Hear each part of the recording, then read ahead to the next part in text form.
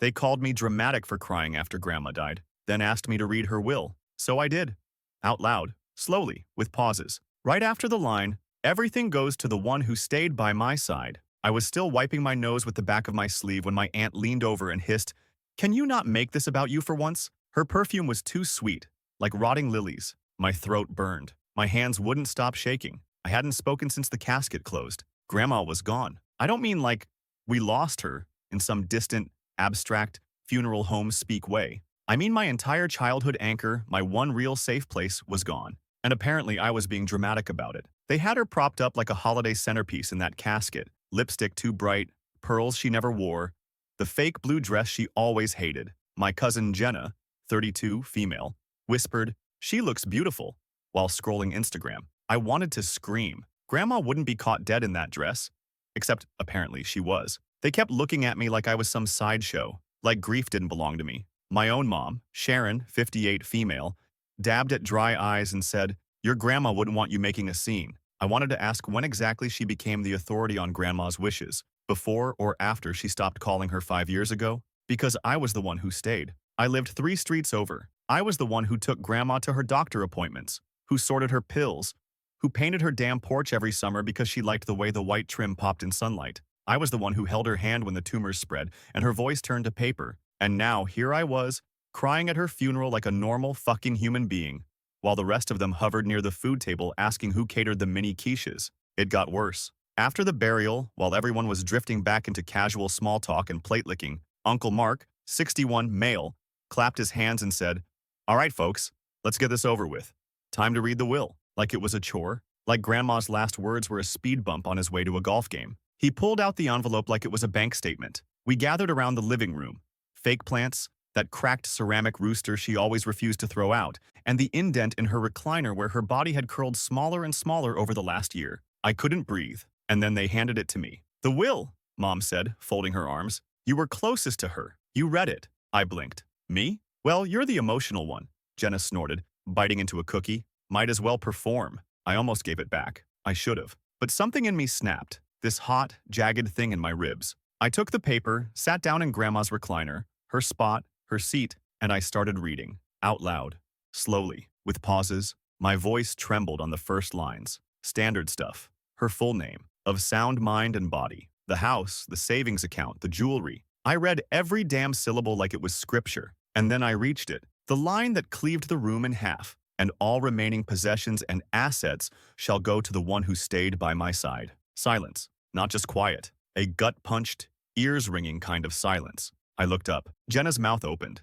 Uncle Mark blinked hard. Mom's eyes twitched, just once. I didn't say another word. I didn't need to. They knew exactly who she meant, and I wasn't even close to done with them. I swear the air got heavier.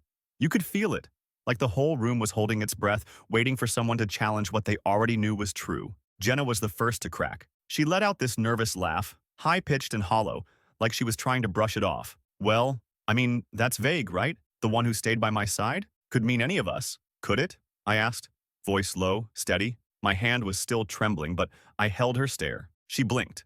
Twice. Then looked away. Uncle Mark cleared his throat, suddenly very interested in the paperwork in his lap. "There's gotta be a mistake," he mumbled. "Your grandmother wouldn't just... She'd split things up. She was fair. Fair. That man hadn't visited her once in the last year. Not even when the cancer took her mobility. Not when the doctors said she'd be dead before the next equinox. Not when she begged, yes, begged, for family around her. He sent flowers. Once. And now he wanted to talk about fair? She had a lawyer draft it," I said. 2 months before she died. I drove her to the office myself. She was lucid. She was angry. And she made her choice. Mom was quiet. Too quiet. Her fingers dug into her cardigan sleeve like she was trying to shred it from the inside out. "She didn't tell me," she said finally, voice sharp with betrayal. I looked at her. My mother, who hadn't called her own mother for Christmas. Who sent a card, unsigned. Who once told me, "She clings too much, I need boundaries." And here she was, acting shocked that the woman she ignored didn't reward her for the silence. "She didn't have to tell you," I replied. "She lived it." No one spoke. Outside, the wind rustled through the hydrangeas Grandma had planted. I remember digging those holes with her last spring, her hands in gardening gloves 2 sizes too big because she couldn't find the right ones anymore. I remember how she smiled at every bloom, how she winced when standing up but refused help. "These hands still matter," she said. "She left me everything. Because I stayed. Because when she forgot names and faces, I was the one who reminded her who she was.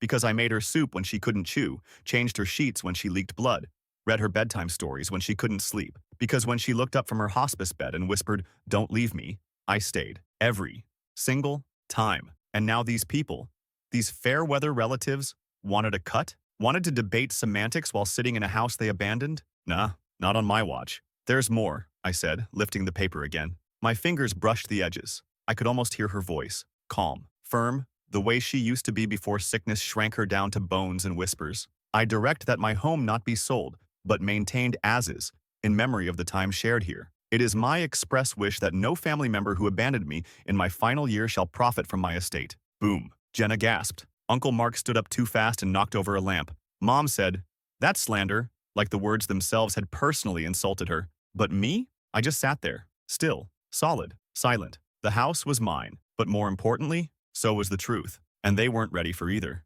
Jenna recovered first, because of course she did. She always had this ability to flip a switch and become whatever she needed to be to get her way. I used to admire it. Now it just made my stomach churn. "This is insane," she said, voice suddenly syrupy. "You know Grandma was on medication. You can't seriously think this will hold up." She wasn't thinking clearly. She was confused. "She was sharper than you," I said. "Even dying." That stung. I saw it in her eyes, but I didn't flinch. Uncle Mark was pacing now, running both hands through his thinning hair like the will was a Sudoku puzzle he couldn't solve. "We'll contest it," he muttered. "I've got a guy, a state lawyer. He'll fix this. This can't be real." "It's notarized," I said. "There's a copy filed with the state. Try me." Mom just stared at me like I'd stabbed her. "You planned this," she said, voice low and shaking. "You knew this was coming. You manipulated her. You turned her against us." My jaw tightened. You did that all by yourself." And I meant it. Every ignored phone call, every missed birthday, every excuse. Too busy, too tired, too far. Grandma remembered it all. And when she couldn't remember, I reminded her, "You're not the only one who gave up your life," Mom snapped suddenly, standing up so fast the chair scraped loud against the wood. "I had things to handle.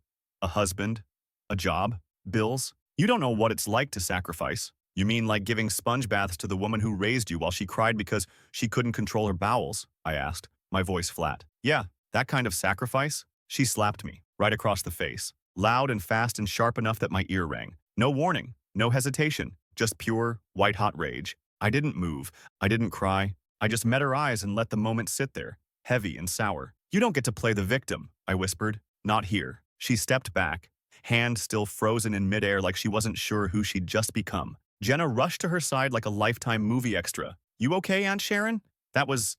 He pushed you." "Oh, please," I snapped. "Spare me the dramatics." And suddenly they were all shouting, not at me but around me, yelling over each other, calling me names, saying Grandma was senile, accusing me of brainwashing, saying I'd isolated her, stolen her, made her hate her family. I sat there, in the recliner. The house crackled with ghosts, and I just listened. To them proving every word of Grandma's will right. And then Jenna, real quiet, said, "I'm calling the lawyer. You won't get away with this." I turned to her slowly. "Oh, I've already spoken to him. Last week. He'll be at the hearing, with audio recordings." Her face went pale. Mom sat down again, stunned, silent. Uncle Mark looked like he might throw up. Grandma knew what was coming. She wanted them to hear it. Every word, every wish, every ounce of truth she left behind. And I was the one she trusted to carry it out. I wasn't just reading her will. I was reading them their sentence. And I hadn't even started the good part yet. The house cleared out fast after that. No hugs, no apologies, just the sound of shoes scraping hardwood and bitter whispers. Doors slamming like punctuation marks on years of fake affection. I stayed in Grandma's recliner long after they left. The silence wasn't peaceful. It buzzed. Every second felt like it might split open and let something awful crawl out. I touched my cheek, still warm from the slap. I didn't cry. Not because I wasn't hurting, God I was, but because I couldn't give them one more thing to call dramatic. I spent the night there. Couldn't bear to leave her house empty. Her house. My house now. Still smelled faintly of lavender and Vicks. The Afghan she always curled up in was draped over the couch. I pulled it over me and tried to sleep. Didn't. The next morning I got the first message. "I hope you're happy. You've destroyed this family." That was Mom. Then Uncle Mark. "You think you're better than us? She was losing it. You took advantage." Then Jenna posted a cryptic Instagram story. "Some people will do anything for money, even betray blood." A crying emoji. A broken heart. A black screen. I laughed. Not because it was funny, because it was pathetic. They were spinning their story. casting themselves as victims in a play they refused to attend until the last scene. I didn't respond. Then the texts started. One from some cousin I hadn't spoken to in years. Heard you're squatting in grandma's place now. Guess being a leech pays off. And that's when it hit me. They weren't going to let this go. They were going to ruin me for following grandma's wishes. So I did what grandma always taught me to do when backed into a corner. I documented everything. I started pulling receipts, screenshots of every visit, every grocery list I picked up, every prescription I filled, texts from grandma saying, "Thank you for always being here," photos of us cooking together, the little "I love you" notes she'd leave on the fridge. I even had the voice memos. One, in particular, stood out. 2 weeks before she passed. "If they fight you, let them. I want them to hear every word. Make them listen. I'm tired of being ignored." I backed that one up to 3 drives. Then I went to the lawyer and asked a single question. "Can I read the rest of her statements?"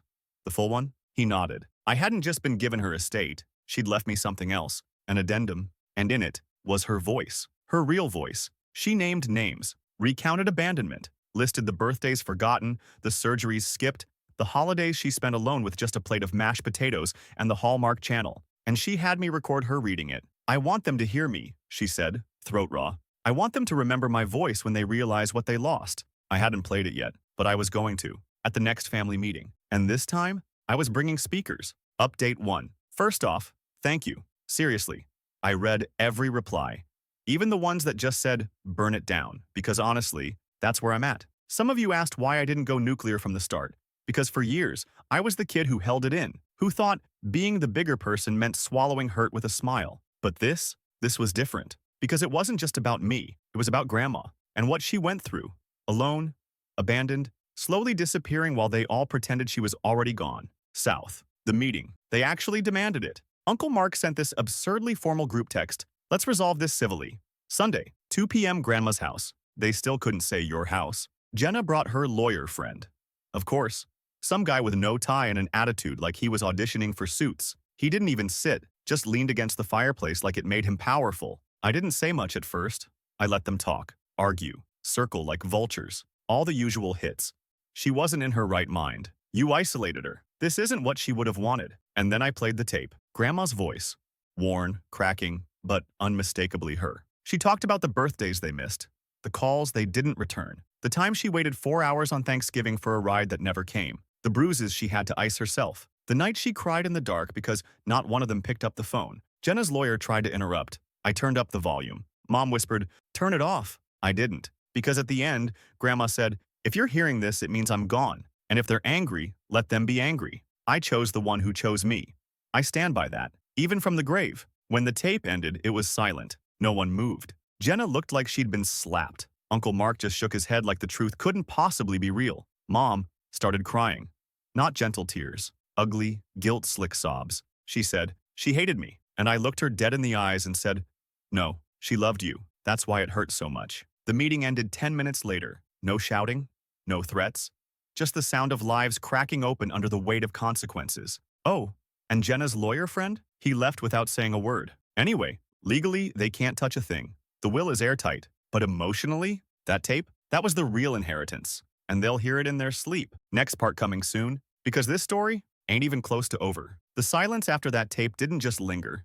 It nested. It crawled up their spines and made a home in their bones. And I was done waiting for them to feel better about what they did. I started making changes that week. First thing, I took down all the old family photos in the hallway. The ones where they smiled next to Grandma like props at Christmas. Replaced them with pictures she and I took during her last year. Her in her sun hat with the hydrangeas, holding my hand at the beach, asleep in her chair with a book open on her chest. Jenna showed up uninvited the next weekend. She didn't knock, just barged in like it was still Grandma's house. "I brought Nana's casserole dish," she said, holding it out like a peace offering. I figured, you probably want some of her stuff back. The dish wasn't even Grandma's. It was mine. I let that go. She walked into the kitchen like she owned the floor and started in on this speech. Something about how she's been doing a lot of reflection, how grief makes people act out, how maybe we should find healing together. I didn't say anything, just stood there while she circled the kitchen like a shark that read one therapy quote on Instagram. Then she dropped it. "So, like, what's your plan with the house?" "Ah, there it was." I smiled. "Living in it." She blinked. "But I mean, long term, it's such a big property. So much responsibility. You don't even like gardening." I leaned against the counter. "Grandma taught me how. I'm a fast learner. Her mouth pressed into that tight little line I remembered from every Christmas she didn't get her way. I just think, she said, we could all benefit if you considered selling. You'd make a lot, and maybe split it fairly. Grandma wouldn't want us to fight. I stared at her. Grandma didn't want us to fight, I said. That's why she left it to me, so you couldn't ruin it. Her voice cracked. I'm just trying to make peace. You can start by leaving. And that's when she lost it. She threw the casserole dish. Not at me, thank God, but at the wall. Shattered. Red sauce everywhere? You think you're better than us? You were her little charity project. You think wiping her ass for 6 months makes you a saint? I stood completely still. Get out! She stormed down the hall, shoulder-checked a framed photo on her way, and slammed the door so hard the porch plant fell over. I cleaned up the glass in silence. The marinara stains on the floor looked like blood, and I realized something. They weren't just angry. They were terrified, because they knew this wasn't just about money. It was about exposure, and Grandma hadn't just left me the house, she left me the receipts, literal ones. That night, I opened the storage bin in her closet, the one marked confidential. Inside, a folder labeled in Grandma's handwriting. They'll come for this. Protect it. Inside that, a ledger, letters, one envelope that changed everything. And tomorrow, I'm taking it straight to the church, the one that hosts our family every Christmas. Because some secrets are meant to be heard in front of God and everyone. The church smelled like old wood, lemon polish, and regret. That morning, I woke up with one mission. Grandma's ledger, the one she labeled, "They'll come for this," wasn't just some diary or old receipts. It was her final statement, her evidence, her story. She'd written everything, page after page, times, dates, names, who visited and who didn't, who borrowed money and never paid it back, who made promises and broke them, who made her cry and when. There were notes in the margins too. In her soft, looping handwriting, Jenna said she'd bring groceries, never showed.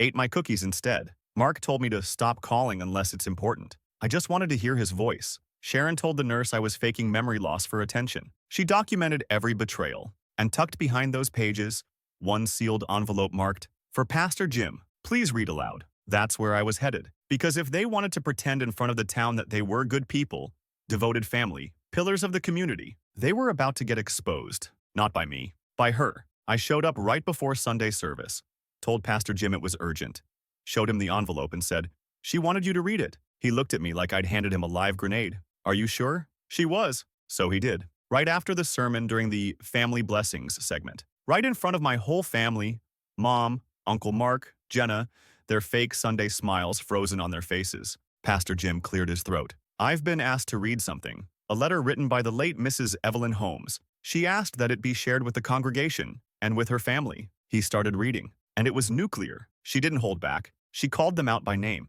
talked about sitting alone every holiday, about pretending she was fine so no one would feel guilty, about the time she asked Jenna to help her bathe, and Jenna said, "Ugh, can't your nurse do that? I just got my nails done." Talked about Mom skipping her chemo appointment because she had a work event. She even mentioned the casserole from 2019. Mark's family brought it, stayed for 15 minutes, then took the leftovers home. And then the line that made the entire church gasp. "I leave everything to the one who stayed, the only one who loved me without asking what was in it for them. The rest of you, you get this letter, and the shame you've earned." Jenna stood up mid-read and tried to shout over him. "This is defamation." She was sick. She didn't know what she was saying. But Pastor Jim held up a hand and kept reading. Mom started crying, but not soft, sad tears. Rage tears. The kind that say, "How dare she tell the truth?" Uncle Mark just walked out. Couldn't even face it. By the time Pastor Jim finished, the entire room was dead silent. Some people clapped. One of the older women in the second pew actually whispered, "Good for her." Afterwards, people came up to me. Hugs. Handshakes. Some shared stories about Grandma I'd never heard before. The librarian said Grandma once paid off a kid's overdue book fees just so he could keep checking them out. But my family, they didn't say a word. They just stood outside in the parking lot, stunned, like ghosts in daylight. And I finally felt it. Not peace, but power. Because I didn't just carry her voice, I am her voice now. And this was just the beginning. Update 2. I thought after the church reading, after Grandma's words rang out loud and clear across those pews like a sermon dipped in acid, that would be the final nail. The public reckoning. The mic drop. But you know what narcissists hate more than being called out? Being ignored after. That's when the real spiral began. The next day, Jenna posted a 14-slide Instagram story. Black and white photos of her with Grandma, tearful emojis, and a long caption about healing after betrayal. She called herself the true granddaughter, accused me of weaponizing grief, and said, "Money makes monsters of us all." Then she tagged me. with a quote from The Godfather, "Revenge is a dish best served cold." Cute.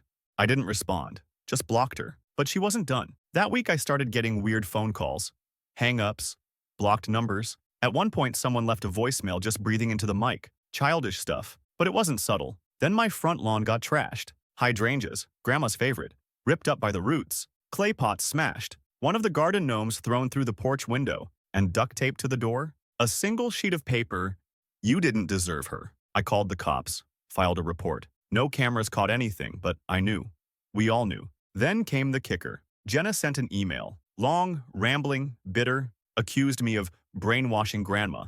Said I weaponized her trauma, and that I could have chosen peace but chose drama. And then, this is real, offered to settle things if I gave her the pearl necklace and access to the house for her healing rituals. Y'all, she wanted to burn sage in the guest bedroom like it would clear the stench of neglect from her soul. I didn't reply. Instead, I forwarded the email to Pastor Jim, then printed it, framed it, hung it in the hallway next to a photo of Grandma smiling in the sun. Every time I walk past it, I remember exactly why I stayed. Not for them, for her. So here's where I'll leave it. The house is mine. The hydrangeas are regrowing, slowly, stubborn like her. The will is uncontested now. I made sure of that. And my family? They're still circling, still whispering, still trying to twist the narrative. But Grandma's voice is louder, because she wrote her truth in ink, and I made sure the world heard it. Let them scream. I've got peace. They've got silence, and neither of us are giving it up. Thanks for listening. Really, this was never about the will. It was about the woman who deserved better. And finally, got it. I started building a garden. It felt ridiculous at first. Me, kneeling in the dirt like some grief-stricken monk with a trowel and a YouTube tutorial on perennials. But I needed something real to touch. Something that reminded me she was still here, somehow. In the worms, in the soil, and the sunlight. I cleared out the hydrangea bed first. The one Jenna and her friends had trashed like toddlers on a sugar rampage. I replanted every bush from scratch. Named each one after a memory. The blue one for the time Grandma dyed her hair for fun at 80. The pink one for the Sunday she made pancakes and said, "Sometimes sweetness is the only defense." Every day after work, I came home and dug a little deeper, literally and metaphorically. And every time I hit a rock, I imagined it was one of their words, one of their wounds, being pulled out and thrown aside. I didn't expect what happened next. The neighbors started stopping by. First, it was Ms. Rodriguez from across the street. She brought banana bread and told me, "I used to sit with your grandma on that porch. She called you her little soldier." Then Mr. Abdul, who owned the bodega down the block, he told me grandma once paid for a stranger's groceries there. Said it reminded her of being young and scared with a hungry kid. I started hearing all these stories, pieces of her I never knew, not from the family, from the world, and it hit me. They didn't get to bury her truth. They only got the funeral. I got her. One afternoon, I found a small envelope wedged in a cookbook in the kitchen. Handwritten, sealed, yellowed with age. Inside was a letter. To me. My hands were shaking as I opened it. "If you're reading this, then you stayed. That's all I ever wanted. Someone to stay. Not because they had to. Not for what they could get. Just because I mattered. Thank you for making me feel real again. Even when the world forgot me. This house was never just bricks. It was a beating heart. And now it's yours. You don't owe anyone anything. Not apologies. Not explanations. Just live. And don't let the hurt turn you bitter. Let it turn you brilliant. You always were. I just helped you remember. Love always, Grandma." I cried like I hadn't in weeks. Ugly, open sobs. Face pressed to the counter. Hands gripping the letter like it might vanish. Because for the first time in forever, I didn't feel alone. She saw me. Even at the end. Even in death, she was still teaching me how to survive. And maybe, just maybe, how to forgive. Not them. Not yet. But myself. Forever thinking I was unworthy of her love. Because I wasn't. I was the one who stayed. And that meant everything. It's strange what becomes sacred after someone dies. Not the jewelry, not the bank accounts or the property lines or whatever the hell Jenna was chasing. No, what stayed with me, what haunted me, was the sound of the front door creaking at 5:42 p.m. That's when Grandma used to open it. Like clockwork, right before Jeopardy. She'd stand on the porch with her cardigan sleeves bunched up and wave at the sunset like it was an old friend. Now, I keep that door cracked open at 5:42 every day. Not because I believe in ghosts, because I believe in ritual. Because staying behind means carrying the small, stupid, beautiful things no one else bothered to notice. I finished the garden. There's a bench there now, right where she used to feed the birds. I sanded it down, stained it by hand, carved something into the back slat. Not her name. Just, "You stayed."